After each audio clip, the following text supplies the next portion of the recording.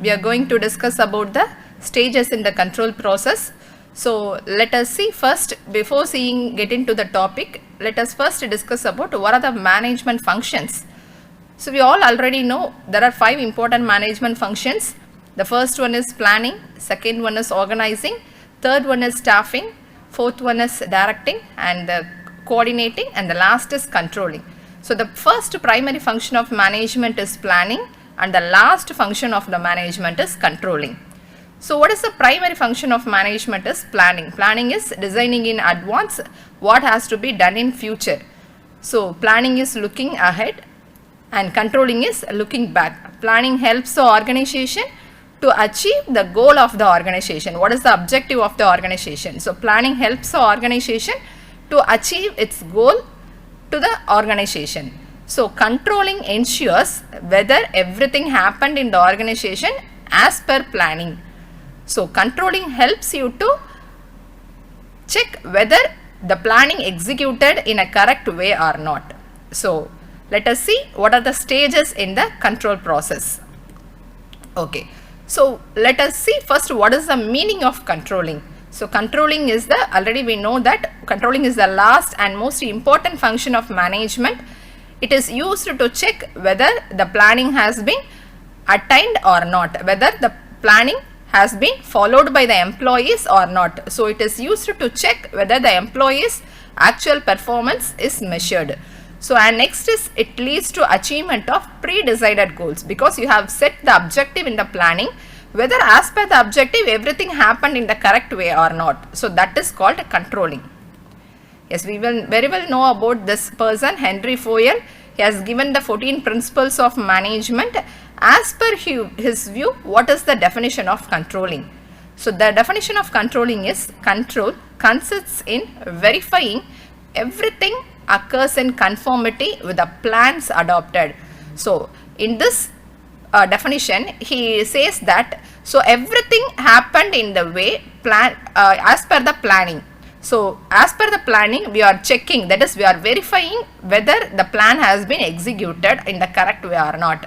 That is the instructions issued and principles established. It has the object to point out the weaknesses and errors in order to rectify them and prevent their reoccurrence. Why we are verifying the plans adopted in the organization? Why do we need to verify? So then only we can check whether everything happened in the correct way, whether the employees followed the instructions, principles given in the organization. If there is any weaknesses, if there is any result negative, they can find out the weaknesses and errors of the employees easily. Then only controlling is important. So the next one is what are the importance of controlling? Why the controlling is importance in the organization? So there are various functions of management. So it helps to achieving the goals, that is organization objective and the goal. Because planning helps to achieve the goal of the organization, controlling ensures whether everything planned in that planning has been done or not. So it helps in achieving the organizational objective first. So the next importance of controlling is making efficient use of resources, whether the available resources has been efficiently used by the employees or not in the organization. The next one is improving the employee's motivation. If you motivate the employee only, the employee will work and achieve the target of the organization. Then ensuring order and discipline of the employee then helps in improving the performance of each and every individual. So these are the importance of controlling. Next we will see what are the stages in controlling. So these are the 5 stages in controlling. The first is set the standard or the objective of the organization. So the next step of controlling is measuring the performance of the employees. Each and every employees we have to measure their performance. After the performance measured, the third one is comparing their actual performance with the standard performance set in the first step. So the fourth step is determine the reasons for the deviations. So what are the difference between the actual difference and the standard one? So what are the reasons? You have to, the fourth step, you will find out the reasons. The last one, taking corrective actions if needed. What are the actions should be taken to correct the mistakes or the errors occurred? So let us see what is the establishment of standards. Establishment of standards is nothing but setting the objective of the organization, that is setting the goal of the organization. If you take an example for an organization, there are monthly planning is to production. If you take the production department example, they have to produce 1000 shirts, that is the quantity they have to achieve 1000 quantity, and how much, that is time they are going to take for stitching that 1000 shirts. So standard time per day is 8 hours. Then next, how much cost should be occurred to produce 1000 shirts. This should be, everything should be planned in the planning. So these are the objectives. How much quantity you are going to produce, in how much time, that is duration needed, and how much cost should be needed. So these are should be objectives on set the standards. That is, the main objective of controlling is to guide the business towards the desired target, and the managers must communicate the goals and objectives. So what are the objectives, that is what are the target you have set. 1000 shirts, if you fixed a target, that should be intimated to the employees.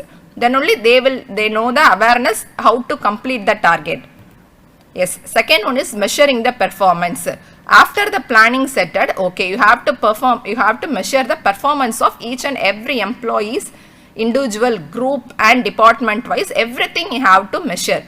So then only they can, whether they have produced in a correct way, whether they have completed in the particular time or not. So then only we can measuring the performance of each and every individual of the employee. Why we are measuring the performance? This helps in identifying if the plan is actually working as was thought to be, because in the planning we have set the target 1000 shirts. So why we are measuring only, we can identify whether the 1000 target completed or not. So in this we will measuring the performance of each and every employee. Yes, third is determine the reasons for deviation. What do you mean by deviation? The deviation is the difference between the actual performance and the standard performance, because standard you have set 1000. If they actually completed only 800 shirts, so these are the deviation. The 200 is the deviation. Okay, so the 1000 set the target, standard target is 1000, actual performance is 800 shirts they have produced. So what is the difference? The difference is called the deviation, that is 200 shirts is called the deviation. So what are the reasons for the deviation? So next we have to see what are the reasons for the deviations. There will be many reasons, because of the breakdown of the machinery or the improper condition of the machinery. So then lack of motivation of the employee and improper communication or instruction received by an employee. So these are the examples of various deviations. So these are the reasons. So we have to rectify the reasons, taking corrective actions. If it is a reason for machinery repair, you have to take some preventive maintenance to rectify the machineries, to rectify the breakdown of the machineries. And you have to give some incentives for the employees' motivation, and you have to set the communication standard for receiving the instruction for the employees.